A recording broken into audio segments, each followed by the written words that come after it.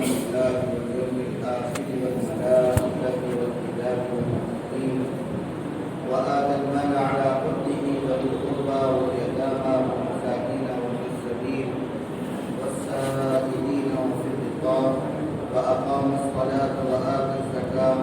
والموفون بعهدهم إذا عاهدوا والصابرين في البأساء والضراء وحين البأس أولئك الذين صدقوا وأولئك هم المتقون. صدق الله العظيم. یہ سورہ بقرہ کی آیت نمبر 177 ہے. اس میں اللہ تبارک و تعالیٰ نے نیکی کی حقیقت کو بتایا ہے. پچھلے جو ہفتوں سے اس آیت کے سلسلے میں تفصیل چل رہی ہے، سب سے پہلے اللہ تبارک و تعالیٰ نے اس بات کی طرف توجہ دلائی کہ حقیقت میں نیکی صرف یہ نہیں ہے کہ تم مشرق کی طرف رخ کر لو یا مغرب کی طرف رخ کر لو، یعنی کسی ایک جہت کو جس کو تم حقیقت میں کچھ سمجھ رہے ہو اس کی طرف رخ کر لینا، صرف وہ کام کر لینا حقیقت میں نیکی نہیں ہے، بلکہ نیکی حقیقت میں یہ ہے کہ اللہ کے اوپر ایمان لاؤ، قیامت کے دن کے اوپر ایمان لاؤ، فرشتوں کے دن کے اوپر ایمان لاؤ، کتابوں پر ایمان لاؤ جو اللہ تبارک تعالیٰ نے نازل کی ہیں، اور اللہ تبارک تعالیٰ کے بھیجے ہوئے سارے انبیاء علیہ السلام کے اوپر ایمان لاؤ. یہ ایمان کو بیان کیا ایمان کی تفصیلات کے ساتھ، مشمولات کے ساتھ، کہ صرف اللہ کے اوپر ایمان لانا کافی نہیں ہے، بلکہ اللہ کے ساتھ قیامت کے دن کے اوپر بھی ایمان لانا ضروری ہے، فرشتوں کے اوپر بھی ایمان لانا ضروری ہے، اور صرف قرآن کریم کے اوپر ایمان لانا ضروری نہیں بلکہ ان کتابوں کے اوپر بھی ایمان لانا ضروری ہے جو قرآن کریم سے پہلے نہ ہوئی، تورات ہوئی، زبور ہوئی، انجیل ہوئی، اور انبیاء علیہ السلام کے سارے انبیاء علیہ السلام کے اوپر ایمان لانا ضروری ہے. صرف مخصوص کسی نبی کے اوپر ایمان لانا ضروری نہیں ہے بلکہ سچا اور پکا مسلمان ہونے کے لیے سارے نبیوں کے اوپر ایمان لانا ضروری ہے. پھر اس کے بعد ایمان کے دوسرے شعبے انفاق فی سبیل اللہ کا ذکر کیا کہ وآتى المال علی حبہ، کہ مال کو اس کی محبت کے باوجود خرچ کرنا، یا مال کو اللہ کی محبت میں خرچ کرنا، یا مال کو مال کی ضرورت کے وقت میں خرچ کرنا. کہ کسی نے اللہ کے نبی علیہ السلام سے پوچھا کہ سب سے زیادہ ثواب والا صدقہ کون سا ہے؟ کہ اللہ کے نبی علیہ السلام نے فرمایا کہ ضرورت کے وقت اور اس وقت جب آدمی یہ محسوس کر رہا ہو کہ میں بھی اس کا ضرورت میں ہو سکتا ہوں اور مجھے بھی اس کی ضرورت پڑ سکتی ہے، اس وقت مال کو خرچ کرنا. ایک صورت انسان کی یہ ہے کہ جب بالکل اپنی زندگی سے نا امید ہو گیا اور اب اسے محسوس ہو رہا ہے کہ اب مجھے کوئی مال کی ضرورت نہیں ہے، اس وقت آدمی کہہ رہا ہے کہ فلاں اتنا مال فلاں کے لیے، اتنا مال فلاں کے لیے، کہ وہ مال جو ہے ثواب کا ذریعہ نہیں ہے. وہ آپ اپنا مال جو ہے اللہ کے راستے میں نہیں خرچ کریں بلکہ وارثوں کا مال اللہ کے راستے میں خرچ کریں. یعنی زندگی میں جس وقت آپ کو اپنی موت کا کوئی وہم و گمان بھی نہیں ہے اور آپ کو ایسا لگتا ہے کہ ابھی میری بہت لمبی زندگی ہے اور مجھے طرح طرح کی ضرورتیں پیش آ سکتی ہیں، اس وقت مال کا خرچ کرنا یہ زیادہ پسندیدہ ہے. اور کس کو دینا؟ اپنے رشتہ داروں کو دینا. کوئی بھی رشتہ دار ہو کہ جو ہے باپ کی طرف سے ہو، ماں کی طرف سے ہو، یا اوپر کی طرف ہو، باپ ہو، دادا ہو، پردادا ہو، چچا ہو، ماموں ہو، یا نیچے کی طرف ہو، بیٹا ہو، بھتیجا ہو، پوتا ہو، نواسا ہو، کوئی بھی ہو. اور یتامہ اور یتیموں کو دینا اور مسکینوں کو دینا، مسکین جو غریب لوگ ہوتے ہیں، وابن السبیل، اور مسافروں کو دینا. کہ مسافر وہ شخص کہ جو اپنے گھر سے الگ ہے، اس کا گھر پر خوب اچھا حساب کتاب ہے لیکن اس وقت وہ سفر میں ہے اور سفر میں اس کو کوئی حاجت پیش آ گئی تو اس کو بھی دینا، چاہے وہ اپنے گھر پہ کتنا ہی مالدار. والسائلین، اور سائلین کو دینا اور سوال کرنے والوں کو دینا، یعنی چاہے وہ کہ اس کے سلسلے میں پچھلے ہفتے میں ذکر کیا تھا کہ مسکین اور مساکین جو ہے اس میں تو تحقیق ہے، ہم یہ دیکھیں کہ واقعی یہ محتاج ہے یا نہیں ہے، یہ ضرورت مند ہے یا نہیں ہے، تو اس کو دینا. اور سائلین کے سلسلے میں مفسرین نے لکھا ہے کہ جو سوال کرنے والا ہے اگر آپ کا موقع ہے تو آپ دیجیے، چاہے وہ سوال کرنے والا کیسے ہی ہو، کہ سوال کرنے والے کے سے خود اس سے سوال ہوگا کہ آپ ضرورت کے وقت میں آپ نے سوال کیا ہے، یہ بغیر ضرورت آپ نے سوال کیا، یہ اس سے پوچھو گے۔ آپ کے سامنے اس نے سوال کیا، آپ کا موقع ہے دینے کا تو دے دیجیے، اور نہیں موقع ہے دینے کا تو اچھے انداز میں معذرت کر دیجیے۔ وفی رقاب، اور غلاموں کو آزاد کرنے میں،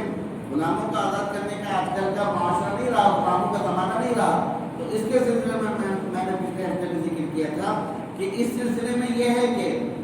بہت سارے ایسے ہمارے سامنے ہمارے بھائی ہوتے ہیں کہ جو مقروض اس قدر ہو جاتے ہیں کہ گویا وہ غلامی کی زندگی گزار رہے ہیں، ان کو مقروض کی زندگی سے، قرض کی زندگی سے نکالنے کے لیے خرچ کرنا، یا وہ مقدمات میں معقول ہیں، مقدمات میں پھنسے ہوئے ہیں کہ ان کو مقدموں سے بچانے کے لیے ان پر خرچ کرنا، یا وہ جیلوں میں بند ہیں، ناحق بند ہیں، ان کو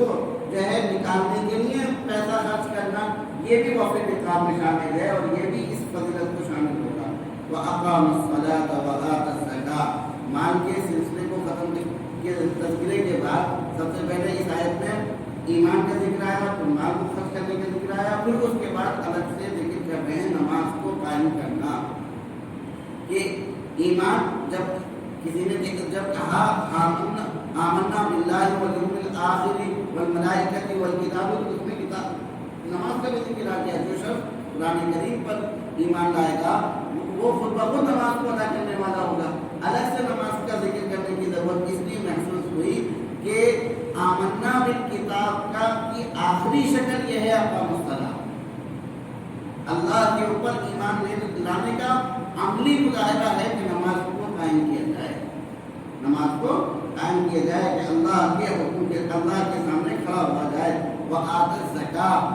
کہ الگ سے اللہ تبارک و تعالیٰ نے اسی تفصیل کے ساتھ مال کو ذکر کیا، مال کے خرچ کرنے کو ذکر کیا کہ آپ مال خرچ کریے رشتہ داروں پر، یتیموں پر، مسکینوں پر، مسافرین پر، سائلین پر، اور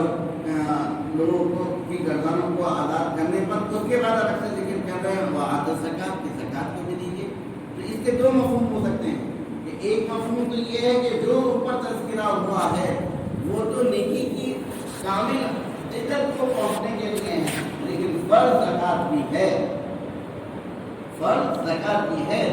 کہ زکات کی فرضیت کے بعد جو اور مال خرچ کیا جائے گا اس میں اوپر والے مصارف ہیں، اس میں اوپر والی جگہ ہیں۔ یہ نہیں ہے کہ صرف زکات بھی کو ادا کیا جائے گا، بلکہ زکات کے ساتھ ساتھ نفل صدقہ اور جو ہے خیرات اور لوگوں کو دینا، یہ آپ کا شعار ہونا چاہیے، یہ آپ کی عادت ہونی چاہیے۔ اس لیے الگ سے زکات کو ذکر کیا کہ زکات کی فرضیت اپنی جگہ پر ہے۔ وآت المال علی حبہ ذوی القربى والیتامى والمساکین وابن السبیل والسائلین وفی الرقاب کی فضیلت آپ کو حاصل ہوگی جب زکات سے آگے بڑھ کر آپ اپنے مال میں خرچ کریں گے۔ والموفون بعہدہ اذا عاہدوا، اور پھر فرمایا اور اپنے وعدوں کو پورا کرتے ہیں جب وعدہ کرتے ہیں۔ الگ سے بہت سارے اسلام کے ارکان ہیں، بہت سارے اسلام کے احکامات ہیں، اس میں سے ہم ذکر کر رہے ہیں موفون بعہدہ، کہ اپنے وعدوں کو پورا کرنا۔ اس لیے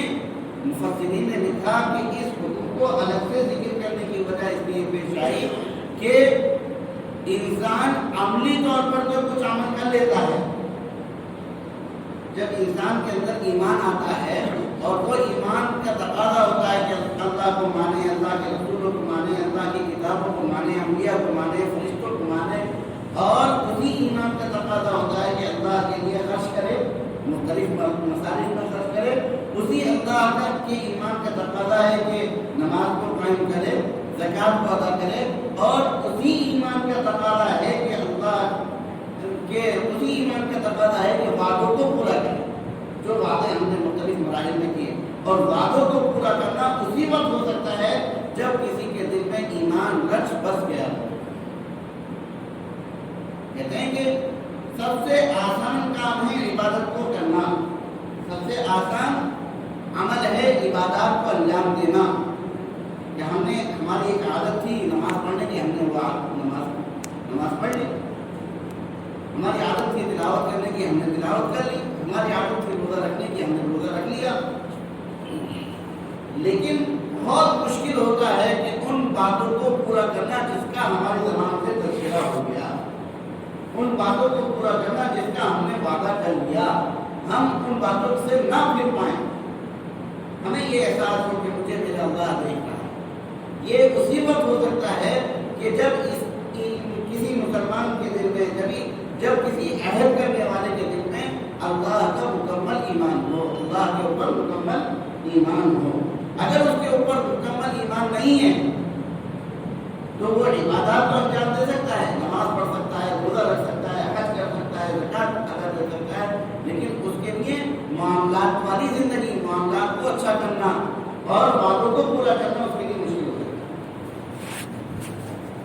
کہ آج ہم اپنے معاشرے میں اس کا جائزہ لے سکتے ہیں، احتساب کر سکتے ہیں کہ ہمارے لیے نماز پڑھنا آسان ہے،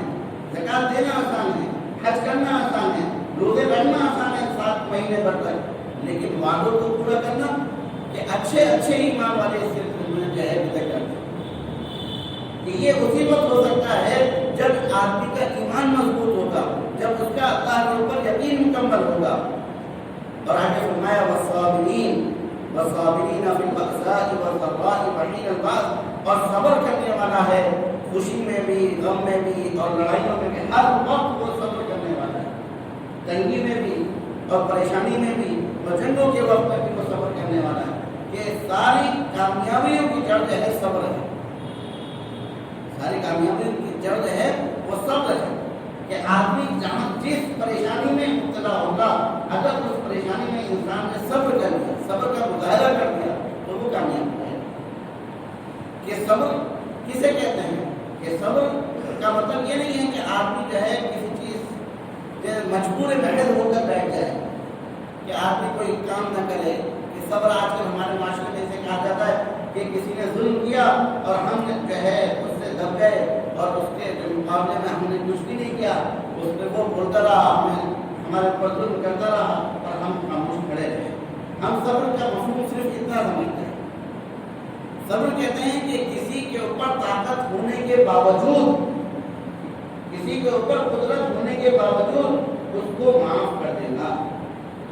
کہ کسی نے مجھے ستایا اور میرے اندر بھی طاقت تھی کہ میں اس سے بدلہ لے سکتا ہوں،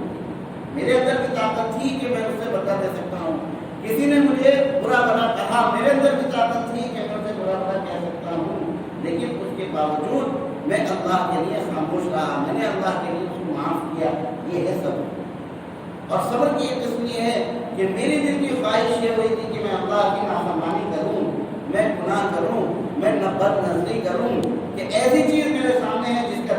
جس کو دیکھنے کا میرا دل چاہ رہا ہے، یہ ایسی چیز میرے سامنے ہے کہ جس کی وجہ سے جو ہے مجھے اللہ کے حکم کو ترک کرنا آسان ہو رہا ہے، لیکن اس کے باوجود میں اللہ کے حکم کو ترک نہ کروں، اس کے باوجود میں جو ہے اب اس نافرمانی کی طرف نہ جاؤں، میں جو ہے اللہ کے حکم کے اوپر جمع رہوں۔ یہ ہے صبر عن المعصیہ، یعنی گناہوں سے بچنا، اللہ کی نافرمانی سے بچنا۔ اور سب سے آخری درجہ ہے کہ کسی کی تکلیف پر، کسی کے ظلم پر جو ہے خاموش رہنا، طاقت کے باوجود، قدرت کے باوجود اس سے بدلہ نہ لینا۔ کہ احکامات پر جمنا اور گناہوں سے بچنا اور کسی کی تکلیف پر جو ہے کو برداشت کرنا، یہ ساری چیزیں صبر کے اندر آتی ہیں۔ کہ وہ صابرین، اور صبر کرنے والے ہوں پریشانی میں بھی، تکلیفوں میں بھی، اور جس وقت جنگ ہو اس وقت بھی۔ اولئک الذین صدقوا، یہی لوگ ہیں سچے، یہی لوگ ہیں سچے اس وقت کے اعتبار سے جس وقت اللہ نے کہا تھا الستو بربکم۔ ہم ایک وعدہ اللہ سے میدان محشر میں کر کر آئے ہیں کہ اللہ نے پوچھا تھا کہ کیا میں تمہارا رب نہیں ہوں؟ الستو بربکم، تو اس وقت سب نے کہا تھا قالوا بلی، سب نے کہا تھا، سب نے، ساری انسانیت نے کہا تھا بے شک آپ ہی ہمارے رب ہیں۔ تو وہ جو ان اعمال کو کرنے والے ہیں، جو ان باتوں پر عمل کرنے والے ہیں، وہی سچے مومن ہیں۔ اولئک هم المتقون، اور یہی لوگ تقوی والے ہیں حقیقت کے اعتبار سے۔ ورنہ کوئی جو ہے ان باتوں پر عمل نہ کر رہا ہو اور تقوی کا دعویٰ کر رہا ہو تو وہ اپنے تقوی کے دعوے میں سچا نہیں ہے۔ اللہ تبارک و تعالیٰ